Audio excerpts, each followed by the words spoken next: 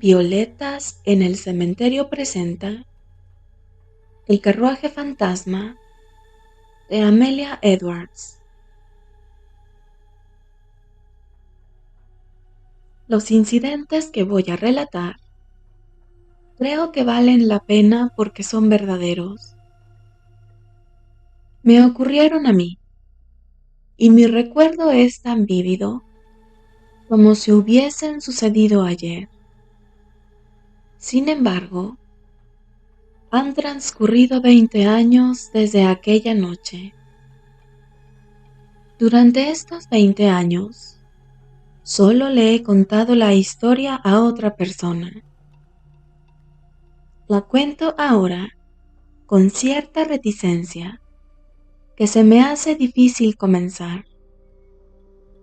Lo único que me atrevo a pedirle, al menos por ahora, es que se abstenga usted de imponerme sus conclusiones. No quiero explicaciones de ninguna clase. No deseo discutir. Mi opinión sobre este asunto es clara, y disponiendo del testimonio de mis propios sentimientos, prefiero guiarme por estos. Sucedió hace exactamente 20 años, a un día o dos antes del final de la temporada del urogallo. Había pasado el día en el campo con la escopeta y no había cazado una sola ave. Era el mes de diciembre. El viento del este soplaba frío en aquel amplio y desierto páramo del norte de Inglaterra. No era un lugar agradable para perderse, y yo me había extraviado. Con los primeros copos deshilachados de la inminente nevada revoloteando sobre los brezos, y la noche repentina cerrándose a mi alrededor, escruté ansiosamente la creciente oscuridad, donde el color morado del descampado se confundía con el de los montes bajos, a unas 10 o 12 millas de distancia. En ninguna dirección hallaron mis ojos el más leve rastro de humo, ni la menor parcela de terreno cultivado, ni una cerca o un sendero de ovejas, de modo que no quedaba más alternativa que seguir andando y confiar en que el azar me deparase algún refugio. Así que volví a cargar la escopeta al hombro y avancé cansado. Había caminado desde el alba y no había comido nada desde el desayuno. Comenzó a caer la nieve con inquietante regularidad y el viento se calmó.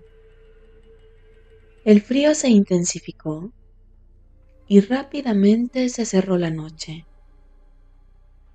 En cuanto a mí, mis perspectivas se oscurecieron al ennegrecerse el cielo, y se me oprimía el corazón al pensar en que mi esposa ya estaría tratando de verme llegar a través de la ventana de nuestro saloncito del albergue, y al pensar en todo el sufrimiento que le esperaba a lo largo de aquella penosa noche. Llevábamos casados 4 meses, y después de haber pasado el otoño en las tierras altas de Escocia, nos habíamos instalado en una pequeña aldea situada al borde de los grandes páramos ingleses. Estábamos completamente enamorados y desde luego éramos muy felices. Esa mañana, al separarnos, prometí regresar antes del atardecer. Hubiese dado todo por haber cumplido mi promesa. Incluso ahora, agotado como estaba, tenía la sensación de que con una buena cena, una hora de descanso y la disposición de un guía, podría estar de regreso antes de la medianoche, siempre y cuando encontrara un guía y un refugio. La nieve seguía cayendo y la noche se oscurecía. De vez en cuando me detenía y gritaba, pero mis llamados parecían ahondar el silencio. Me asusté al recordar historias de viajeros que habían caminado y caminado bajo la nieve, hasta que, fatigados, se vieron obligados a dejarse caer y morir mientras dormían. ¿Sería posible, me preguntaba, caminar durante toda la noche? ¿O yo también dormiría el sueño de la muerte? La muerte, me estremecí, pensando en lo duro que sería para mi querida esposa si moría. No, no, no soportaba la idea. Así que grité más fuerte y durante más tiempo. Y luego escuché lleno de ansiedad. ¿Acaso oí algo? ¿Había escuchado respuesta a mis gritos? Luego brotó de la oscuridad un punto de luz vacilante y corrí hacia ella tan rápido como pude. Entonces me encontré con inmenso júbilo frente a un anciano con una linterna. ¡Gracias a Dios!, exclamé. Frunciendo el entrecejo, el viejo levantó la linterna y me miró. ¿Por qué?, dijo de mal humor. Bueno, por usted. Comenzaba a pensar que me había extraviado en la nieve. La gente se pierde por aquí de vez en cuando. ¿Por qué no ibas a perderte tú?, dijo el anciano con rudeza. Puede que tengas razón, amigo mío, pero no quiero perderme sin ti. ¿A qué distancia estoy de la estancia? A 20 millas más o menos. ¿Y de la aldea más cercana? La aldea más cercana es Wyke y está a 12 millas hacia el otro lado. Entonces, ¿dónde vive usted? Por allá, dijo él, señalando con la linterna. Supongo que va hacia casa. Puede ser. Entonces me voy con usted. El viejo negó con la cabeza y se rascó la nariz pensativamente con la mano que sostenía la linterna. Yo no le seré de utilidad, dijo. Él no lo dejará entrar. ¿No lo dejará? Ya lo veremos, respondí animado. ¿Y quién es él? El amo. Usted no lo conoce, fue su lacónica respuesta. Bueno, usted me enseñará el camino y ya me ocuparé yo de que el amo me brinde albergue y cena por esta noche. Bueno, solo puede intentarlo, pero no logrará convencerlo, murmuró mi guía, y sacudiendo la cabeza, se alejó entre la nieve. Enseguida apareció, en medio de la oscuridad, la gran silueta de una casa. ¿Esta es la casa?, pregunté. Así es, dijo el hombre, metiendo la llave en la puerta que parecía la de una prisión. Me quedé cerca de él, listo para entrar de inmediato, y en cuanto giró la llave, me deslicé en la casa tras sus pasos. Una vez en el interior, miré a mi alrededor con curiosidad y vi que estaba en una gran estancia con vigas en el techo. De ellas colgaban jamones y hierbas secas, y en un extremo, en el suelo, había sacos de harina y herramientas agrícolas. En el centro se alzaba un enorme objeto, cubierto con una sucia tela raída, que alcanzaba hasta la mitad de la altura del lugar. Al levantar una esquina de la tela, para mi asombro, había un telescopio de considerable tamaño, montado sobre una tosca plataforma móvil, con 4 ruedas pequeñas. Mientras examinaba el objeto, se oyó el sonido agudo de una campanilla. «Es para usted», dijo mi guía, con un tono malicioso. «Pasando ese cuarto». Me señalaba una puerta negra y pequeña que había al otro lado de la estancia. Fui hasta allí, di 1 o 2 golpes bastante fuertes y entré sin esperar respuesta. Un anciano corpulento y canoso se levantó de una mesa llena de libros y papeles y me miró con expresión hosca. «¿Quién es usted? ¿Cómo ha venido hasta aquí? ¿Qué quiere?» «Soy James Murray, abogado. He venido caminando por el páramo. Busco comida, bebida y un lugar donde pasar la noche». El hombre frunció el ceño. «Mi casa no es una posada», dijo secamente. «Jacob, ¿cómo has osado admitir a este desconocido?» «Yo no lo admití», rezongó el viejo. «Me siguió por el páramo y entró a la fuerza. Dígame, señor, ¿con qué derecho ha entrado usted a mi casa?» «Con el mismo con el que me hubiese aferrado a su barco de estar ahogándome, por instinto de supervivencia». ¿Instinto de supervivencia? Sí, afuera estaría muerto en la nieve antes del amanecer. El hombre miró por la ventana. Supongo que es cierto. Bueno, puede quedarse aquí hasta mañana.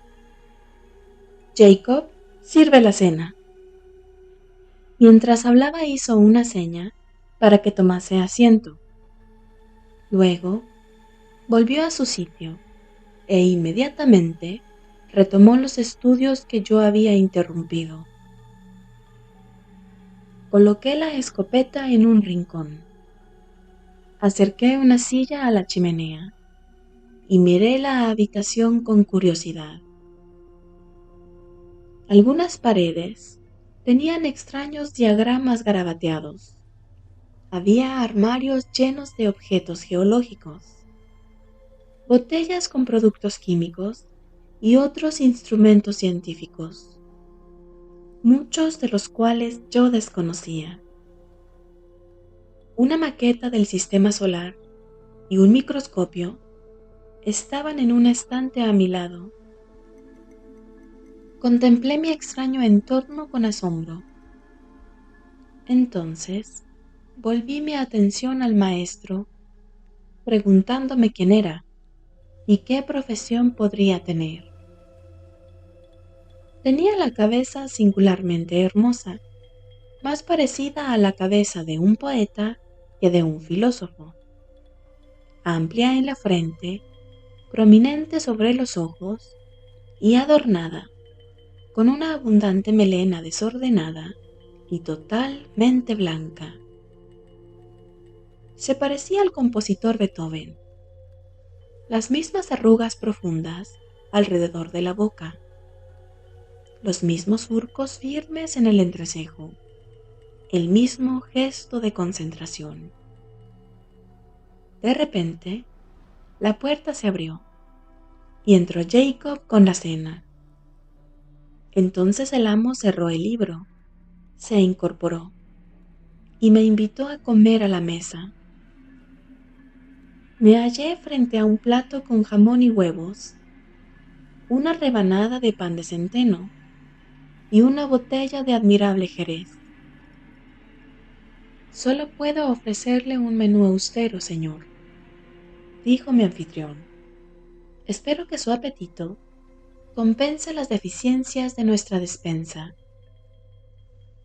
Él hizo una fugaz reverencia y se dedicó a su propia cena. Ambos comimos en silencio. Cuando terminamos, Jacob retiró los platos y volví a sentarme junto al fuego.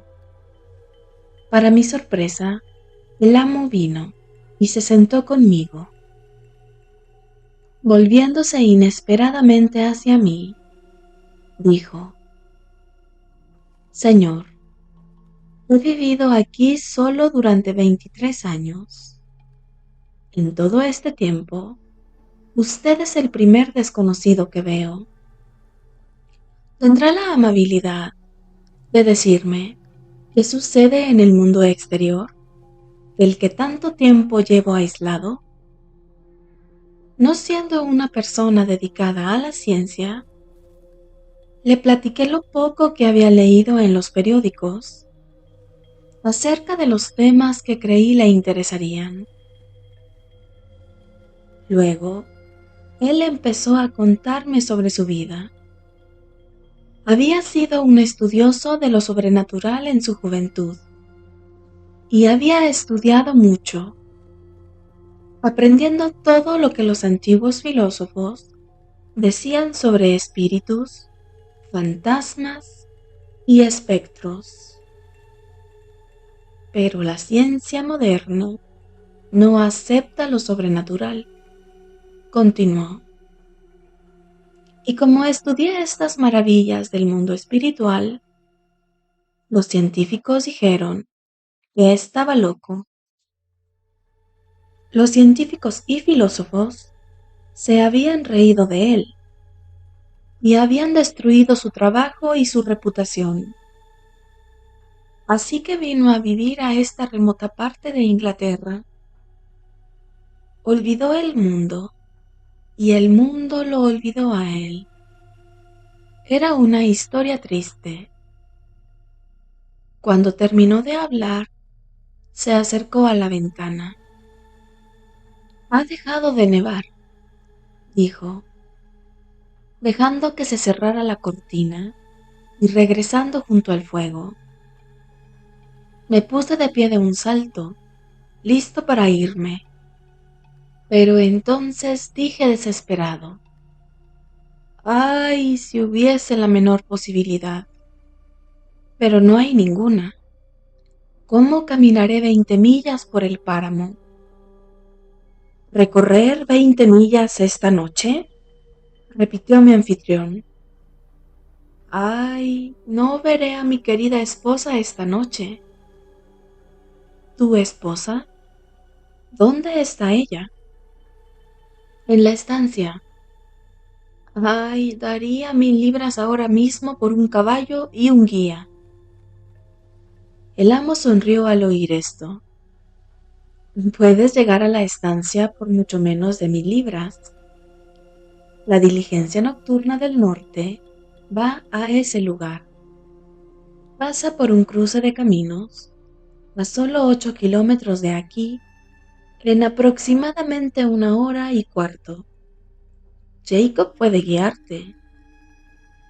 Tocó la campana y le dio las indicaciones al viejo Jacob.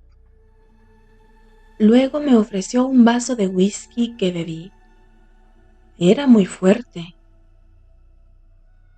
Seguro lo protegerá del frío, dijo el amo. Ahora deben irse.